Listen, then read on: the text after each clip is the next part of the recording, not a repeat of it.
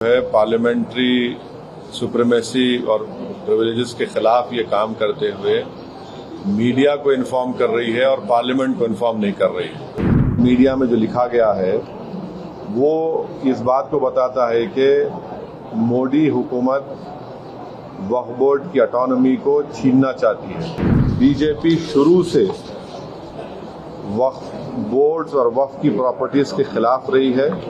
RSS का agenda है कि वो शुरू से वक्फ प्रॉपर्टीज को और वक्फ बोर्ड को खत्म करने की कोशिशें करती रही हैं। ये अमेंडमेंट्स लाने का मकसद एक ही है कि एक तो वक्फ प्रॉपर्टीज को छीन लिया जाए, दूसरा फ्रीडम ऑफ रिलीजन के खिलाफ काम कर रहे हैं।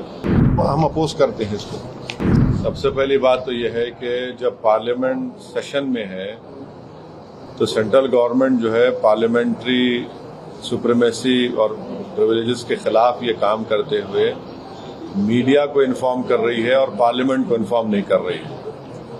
पार्लियामेंट जब चल रहा है तो सरकार का काम है कि इमीडिएटली आप पार्लियामेंट को इन्फॉर्म करते बजाय इसके कि आपने मीडिया को लीक किया।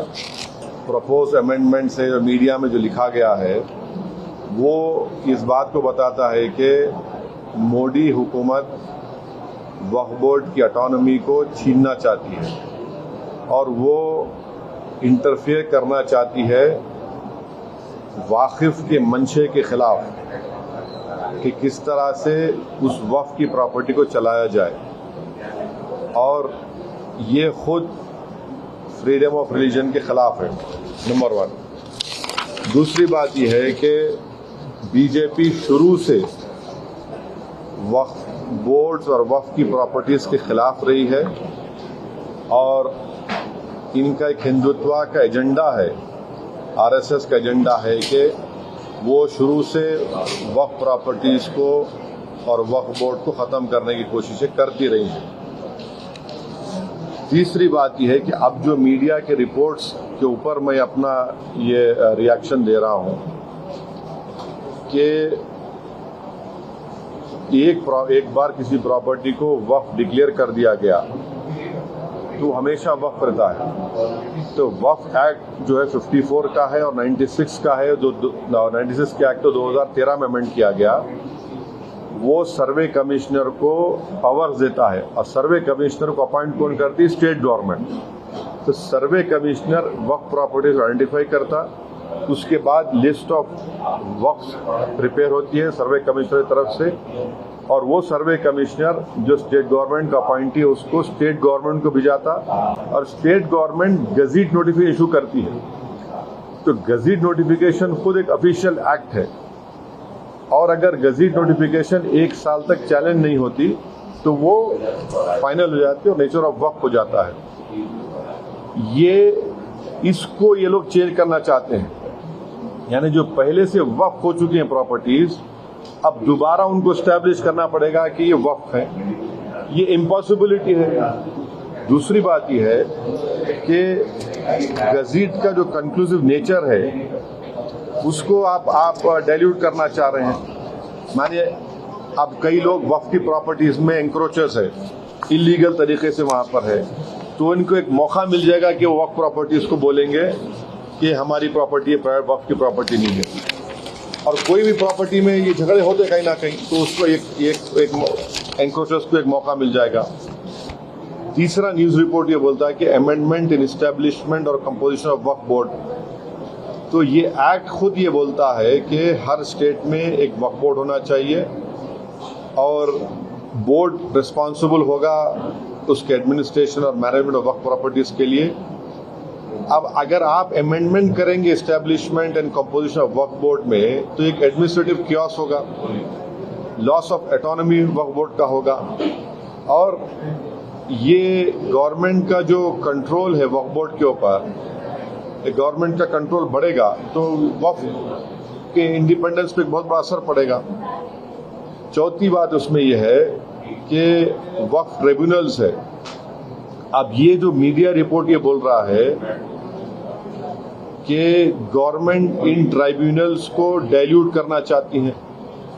अब ये ट्राइब्यूनल्स के पावर्स को आप डाइल्यूट कर देंगे तो फिर ये केसेस का क्या होगा? इनएफेक्टिव इन्फोर्समेंट होगा। पांचवी बात जो मीडिया रिपोर्ट्स के ऊपर मैं बोल रहा हूं आपको इसमें लिखा गया कि अगर कोई डिस्प्यूटेड प्रॉपर्टी है तो डिस्प्यूटेड प्रॉपर्टी का ये लोग बोलेंगे नहीं प्रॉपर्टी डिस्प्यूटेड है, इसका सर्वे हम कराएंगे।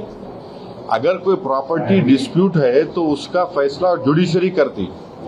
यहां पर मोदी हुकूमत डिस्प्यूट क्रिएट करेगी, उसका सर्वे कराएंगे। अब सर्वे एग्जीक्यूटिव कराएगा या सीएम कराएगा या बीजेपी पावर बीजेपी कराएगी। अब जाहिर नतीजा क्या निकलेगा आपको मालूम है। तो ये भी एक तरीका है उस डिस्प्यूटेड प्रॉपर्टीज को डिस्प्यूट बनाना, पहले फिर सर्वे कराना उसका, और सर्वे में रिपोर्ट लिख देना कि नहीं ये वक्फ नहीं है। ऐसे कई मस्जिद दरगाहें हैं हमारे भारत में जहां पर बीजेपी आरएसएस ये क्लेम करती है कि वो दरगाह और मस्जिद नहीं है।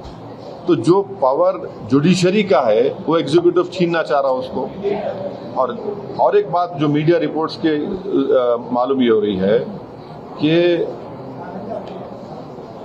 अब कोई कब्जा करके इंक्रोचर है तो वक्फ बोर्ड को पावर है, उसके पावर्स को अगर आप छीन लेंगे तो फिर पूरा ये तो लॉस होगा वक्फ प्रॉपर्टीज का। अच्छा, उसमें एक और मीडिया रिपोर्ट में बात आई है, amendment to the process of Waqf board. ये जो वाकिफ होता है वो अगर मेरी प्रॉपर्टी में बोलते हैं वक्फ बोर्ड को मैं जरा मैं वक्फ कर वाकिफ हूँ, मुतवल्ली मैं रहूंगा किसी और, वो आप बोल रहे वो भी नहीं रहेगा। तो बेसिकली ऑल इन ऑल ये जो है ये पूरे इस तरह का अगर ये मीडिया रिपोर्ट सही है तो मोदी सरकार ये चाह रही है कि पूरे वक्फ बोर्ड की प्रॉपर्टीज को छीन लिया जाए, इनको मुसलमानों से छीन लिया जाए। और वो थ्रेटन कर रहे हैं वक्फ की प्रॉपर्टीज का जो कंट्रोल है वक्फ बोर्ड्स के ऊपर, ताकि उसमें तमाम लीगल एम्बिग्युइटीज पैदा हो जाना और इससे और वक्फ की प्रॉपर्टीज का नुकसान होगा। तो अब ये कंप्लीट सिस्टम को जब ये लोग अगर मीडिया रिपोर्ट्स सही है चेंज करना चाह रहे, उसमें कुछ ये करना चाहे तो कोई भी आगे बढ़कर प्रॉपर्टीज को वक्फ नहीं करेगा। और आप देखेंगे कि कई मुसलमानों के मस्जिदें हैं, दरगाहें हैं जहां पर हिंदुत्व की ऑर्गेनाइजेशन आरएसएस बोलते कि नहीं है वो। तो ये अमेंडमेंट्स आने का मकसद एक ही है कि एक तो वक्फ प्रॉपर्टीज को छीन लिया जाए, दूसरा फ्रीडम ऑफ रिलीजन के खिलाफ काम कर रहे हैं, और डिस्प्यूट अगर है तो जुडिशरी डिसाइड करेगा, एग्जीक्यूटिव कैसा करेगा। तो ये चीजें हैं जिसका हम अपोज करते हैं इसको।